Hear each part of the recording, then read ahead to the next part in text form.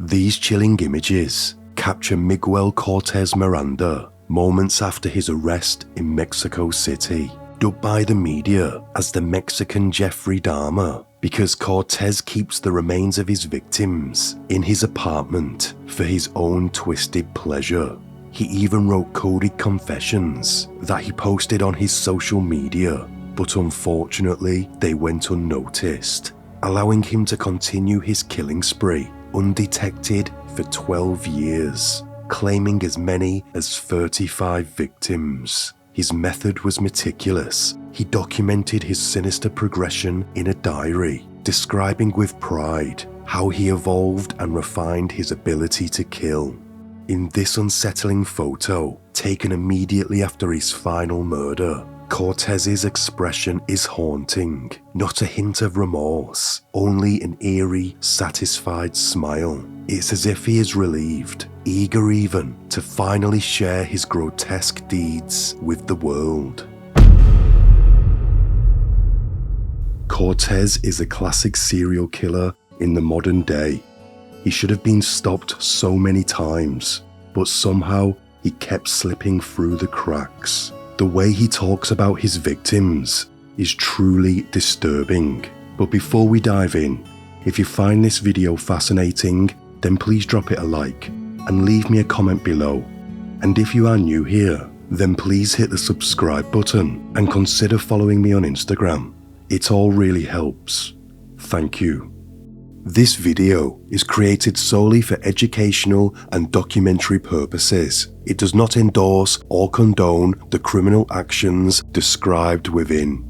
On April 16th, 2024, in the La Cruz neighborhood of Iztacalco, Mexico City, 17-year-old Maria Jose was sat in her bedroom studying for exams, unaware that her life was about to take a horrifying turn. She lived in a modest apartment with her mother, 38-year-old Cassandra Calles, and her sister. That day, Cassandra left the apartment to run errands. With her sister already out, Maria was left home alone, a situation that had never raised concern before. They had lived in the building for years. It felt safe. But what no one knew was that danger was lurking outside, watching, waiting. Miguel Cortez Miranda lived in the same building and was their seemingly harmless neighbor. He had passed them in the hall countless times, offering polite smiles and casual hellos, just enough to seem friendly but never personable. He had studied their routines, learning when they came and went. On that day, he waited outside, knowing Cassandra would soon leave. Once she did, he slipped back into the building, climbed in a window, and entered the apartment. It wasn't difficult for him. He had been inside before. Unbeknownst to the family, Cortez had broken in on multiple occasions already while they were out, mapping the space and rehearsing his approach. But this time, it was real. He crept through the flat and made his way to Maria's bedroom and opened the door. When she looked up and saw him standing in the doorway, she screamed. Cortez tried to de-escalate the situation. "Calm down," he said. "I don't want to hurt you. I haven't done anything. I'm not here to attack you." Maria screamed back at him, "Get out, go away." Cortez later claimed her screams triggered something inside him. He felt an urge to scream too, to lose control, and that's exactly what he did. He lunged at her, his hands closing around her throat and beginning to strangle her. She struggled, fighting to free herself, but he overpowered her, dragging her to the ground. He kept his grip until her movement slowed down. Then he let go. Her breathing was deep and sounded pained. She was alive, but barely. Then came the most chilling part. Cortez went to the kitchen, grabbed a plastic bag, and returned. He placed it over her head, using it to continue to suffocate her without the use of his hands. Then he began to intimately assault her. He later admitted that he used the plastic bag so that she would continue to suffocate no matter which position he put her body in. This was a calculated and vile act. But before he was finished, the front door opened. Cassandra was home. She heard a noise from her daughter's room, and sensing something was wrong, she rushed to check. What she found shattered her world. Cortez standing over Maria, whose body lay motionless with a bag over her head. Panic turned to survival. Cassandra screamed. Cortez attacked her, striking her in the head and throwing her to the ground. He ran to the kitchen, grabbed a knife and returned. In a frenzied attack, he stabbed Cassandra multiple times in the lung, pelvis and throat as she screamed for help. She fought back fiercely, clawing at his face and leaving deep scratch marks. In the last attempt to silence her, he tried to push her out the window, but Cassandra grabbed hold of the curtains and held on. Enraged, he flung her onto the bed where she passed out.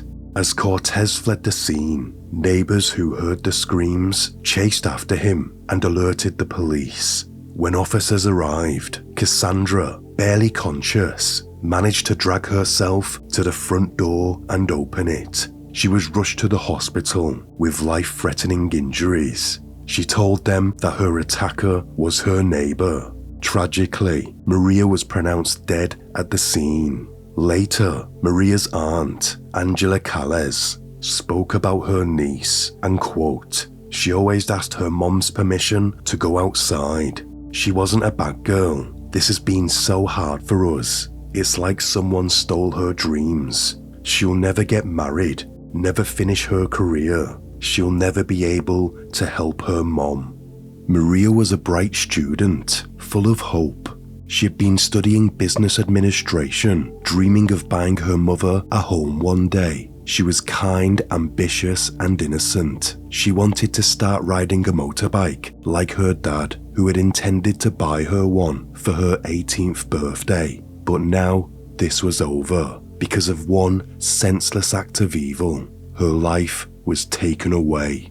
Cortez was first detained by quick-thinking neighbors who had heard Cassandra's screams, but it wasn't long before officers arrived and officially placed him under arrest. At that moment, they believed they had just caught a violent murderer, someone who had committed a horrific but isolated act. What they didn't realize was that they were only beginning to uncover something far more sinister. As investigators began to search his apartment, the full truth started to emerge.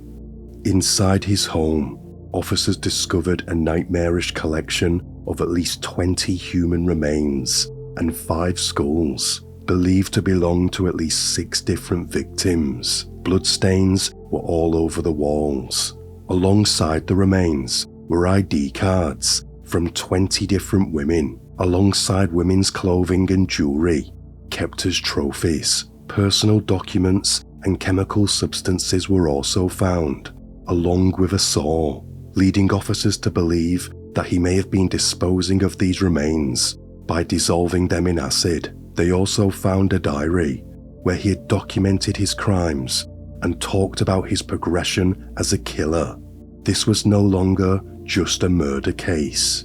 What the police had found was the lair of a suspected serial killer, one who had hidden in plain sight, blending in whilst leading a dark, double life. The evidence was damning. Cortez wasn't just a killer. He was methodical. He was prolific. And he had been doing this for far longer than anyone could have imagined. But who was Miguel Cortez Miranda, and what fueled his hatred towards women?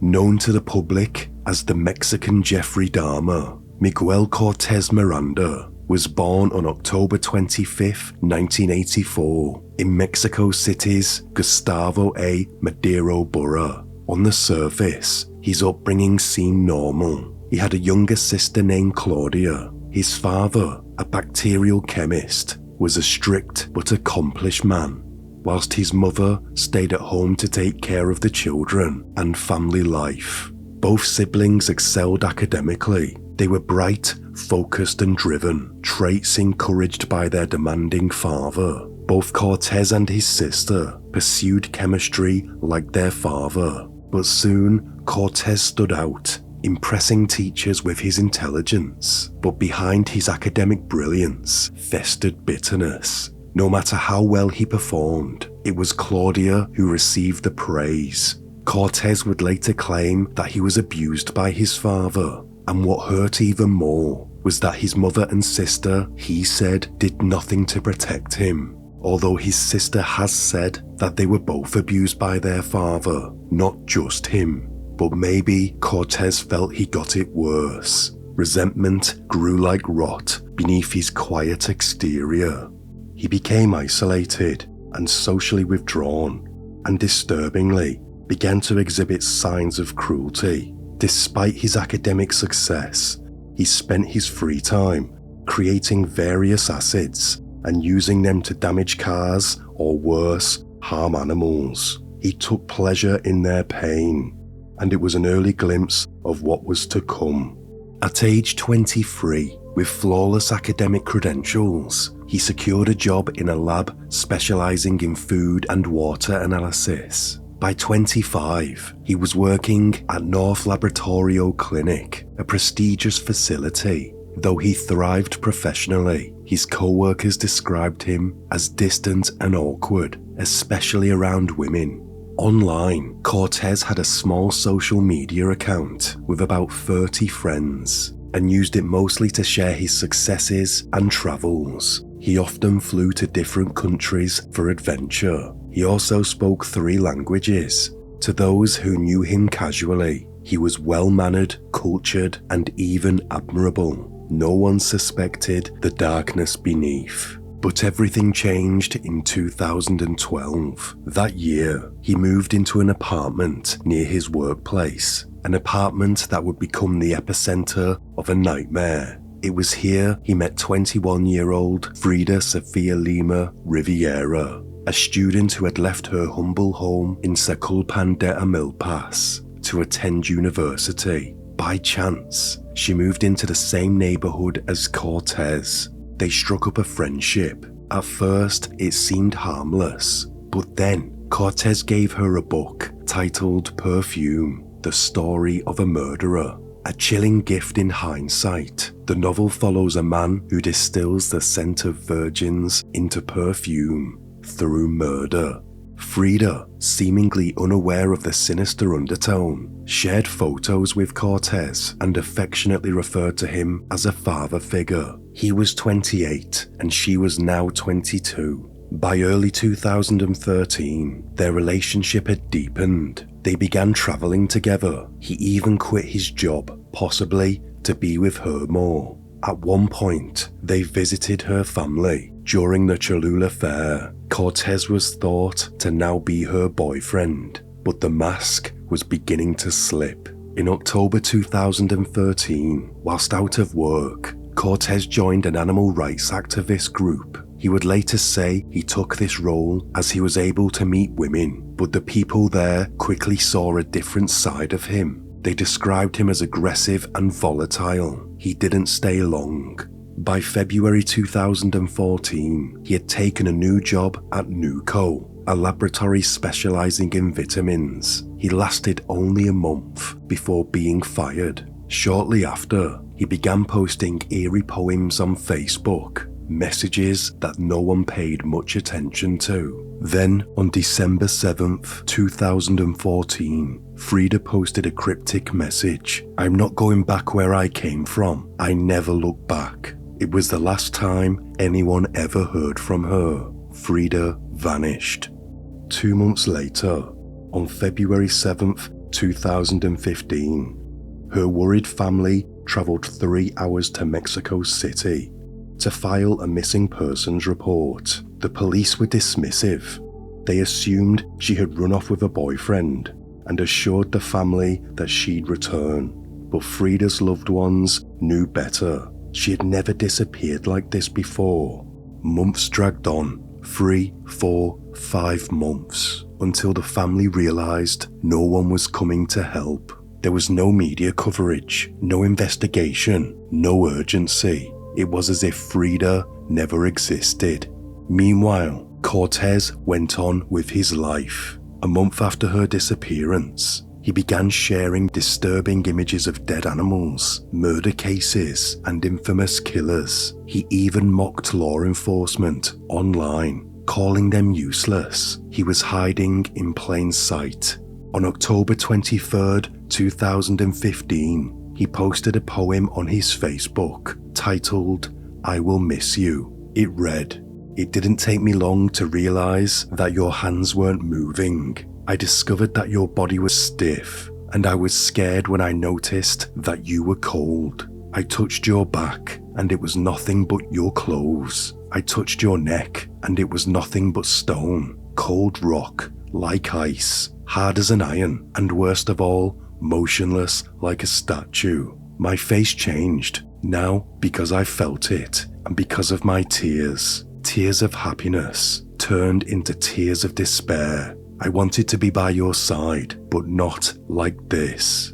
He was describing spending time with Frida's body after her death. In another passage, he detailed her decomposition. "It took some time for the blood in your body to begin to dry. Cracks formed that cut through your skin. Your fingers began to break apart, and your whole body fragmented. You turned to dust." Still, no one realized what he was really talking about. It just seemed normal that he would write strange, dark poems on his social media. Years later, after Cortez was finally arrested for the brutal murder of 17-year-old Maria Jose, police searched his apartment and found a diary that documented his crimes. In it, another poem about Frida was discovered. This time, it was way more direct. "Frida, I have missed you now for 8 months. I saw you die. You died buried under small pieces of glass. Your skin was stained with blood, and your body turned bright red. Covered in blood, I placed you on an altar and cried at your feet. I decided to stay with you, or rather, with your lifeless body. I would wait for you to open your eyes at any moment, or simply succumb at your feet." His words shown that there was no remorse, no guilt, only some form of a twisted satisfaction. The diary, the poems, all revealed one horrifying truth. Miguel Cortez Miranda wasn't just a murderer, he was a predator. The contents of Cortez's diary were nothing short of horrific, a window into the mind of a meticulous and remorseless killer. Page after page revealed the chilling details of how he stalked his victims, how he refined his methods with each attack, and how he took pride in his ability to improve as a murderer. One of the most disturbing entries described an act so monstrous it is almost beyond comprehension: the disposal of a newborn. According to the diary, Cortez had fathered a child with a former girlfriend. Unwilling to accept the consequences, he wrote in haunting detail how he got rid of the infant, using the same methods he reserved for his victims, dissolving the remains in acid and disposing of what little was left. Cold, calculated, and inhuman. The earliest crime detailed in his diary dates back to 2012. The victim was Karen Hornelas Baltasar, a 21-year-old chemist who worked in the same laboratory as Cortez. He was her superior. Cortez became infatuated with her. Despite his best efforts to win her affection, she rejected him. Karen had no romantic interest in Cortez. She was already in a relationship, but rejection wasn't something Cortez could handle. As her 22nd birthday approached, he saw an opportunity. He offered to host her birthday party at his flat, disguising his obsession as generosity. On Saturday, December 1st, 2012, the party went ahead as planned. Friends and colleagues attended, and Karen had a great time. She even posted on Facebook, expressing how loved and appreciated she felt. At around 6 a.m, Karen decided to leave and head home. Cortez, the calculated predator, offered to walk her to make sure she was safe. He told the remaining guests he had errands to run afterwards, so he would be gone for a few hours. He returned at 1 p.m, casually rejoining the gathering as if nothing had happened. The next day, Karen was reported missing. She never made it home. Her family was frantic. Tragically, she was found dead not long after. The official cause, alcohol-related choking, and the authorities believed it was an accidental death. But something didn't add up. Those at the party knew Karen wasn't intoxicated enough to choke to death. Her behaviour had been normal when she left, and the most unsettling of all, those who knew Cortez began to suspect him. He left the apartment for 7 hours. It didn't feel right, but they had no proof. No one could act on a feeling alone. Cortez was sacked from his position only a few days after the incident. He strangled Karen to death. It was his first known kill, and he almost got caught. But he didn't. Instead, he learned. And just weeks later, he met Frida.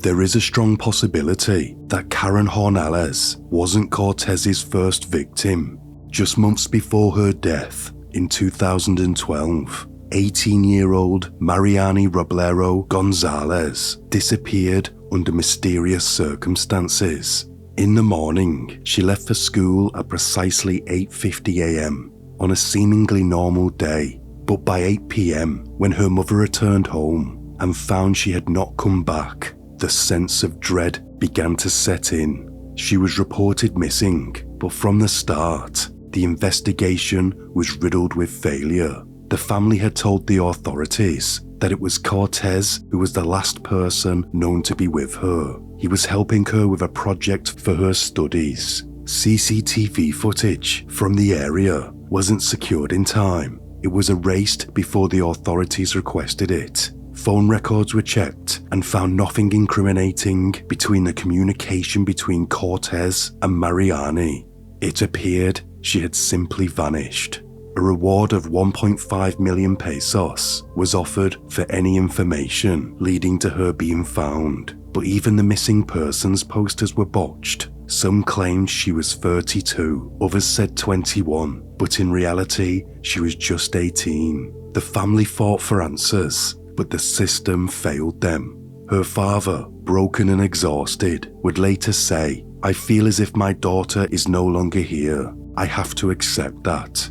For 14 long years, Mariani remained a ghost, another unsolved disappearance in a city all too familiar with them. But then came the discovery of Cortez's diary. Buried within its pages, among the detailed accounts of his crimes, was her name, written not once, but multiple times. There was no official mention of Mariani being one of his confirmed victims, but with the name appearing repeatedly, was this coincidence? Highly unlikely.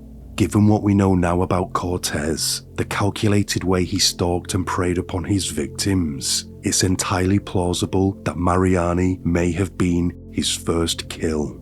In 2018, Cortez found his next victim, Viviana Elizabeth Garrido Ibarra, a 32-year-old biomedical engineering graduate who had just secured a position at the same laboratory where Cortez worked. The two became casually friendly, not close, but just enough for him to learn her routines. On November 30th, 2018, Viviana took the metro after her shift, accompanied by a friend. The train brought her to within 30 meters of her apartment, just a few seconds walk from safety. She never made it home.